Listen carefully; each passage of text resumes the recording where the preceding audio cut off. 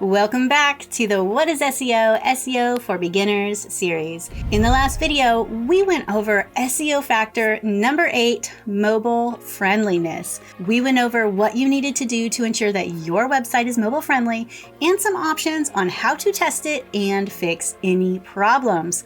In this video, we are on number 9 of the 10 most important ranking factors, and that is use structural data. SEO factor number 9, use structural data. Many pages have text on them that is easy for visitors to understand, but might be difficult for Google algorithm to understand. For example, your website page may have a product page with details like a price, availability, ratings, and more. Google can't easily understand that information unless it's structured in a specific way. Structured data is specific code that you put on a page that helps Google to better understand the content. There are specific structured data formats for things like books, movies, ratings, courses, recipes, events, local business info, FAQ pages, and more. When you use structured data, it may show differently in the search results, and that is what you want. Have you ever searched for a recipe and then it showed the bake time, the ingredients, the ratings, like everything right in the search results? That is structural data being used. When information is shown directly in the search results,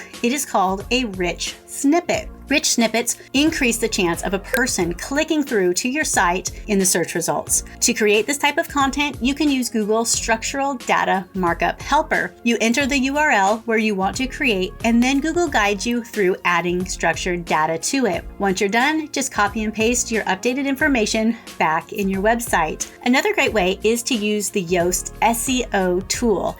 It is a great way to add rich snippets to your WordPress website. They have a great article on what rich snippets are.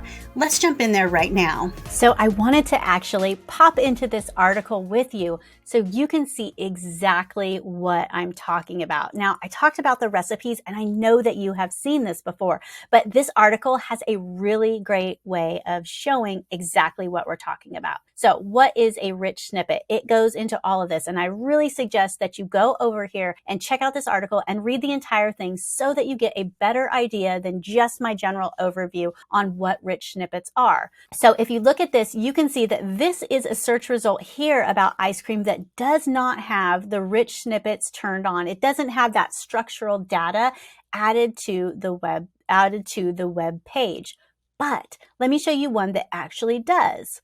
So you can see this one here actually is a rich snippet result for the same query with the ice cream recipe. And you can see that this one, people are going to click on better.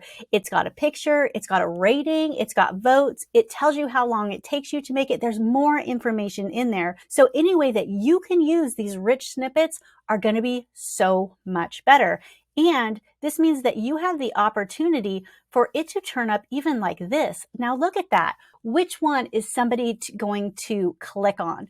Are they going to click on one of these recipes, or are they going to click on one that looks like this? So think about this with your content and how you can use this structured data in yours. Okay, so let me show you what this looks like in the back of my website with Yoast SEO. So that is the plugin that I use for all of the SEO for our websites and our clients' websites, and it makes it super easy. That is also who wrote that last fantastic article about rich snippets. So if you go here in the back of one of my pages, you can see that here it says Schema. And so if you click here, so you can see that you can have a drop down here and you can choose what kind of structured data you want for your web page. So make sure you use this when you can so that your search results show up the very best for searchers. In the next video in the series, we are going to dive into SEO factor number 10,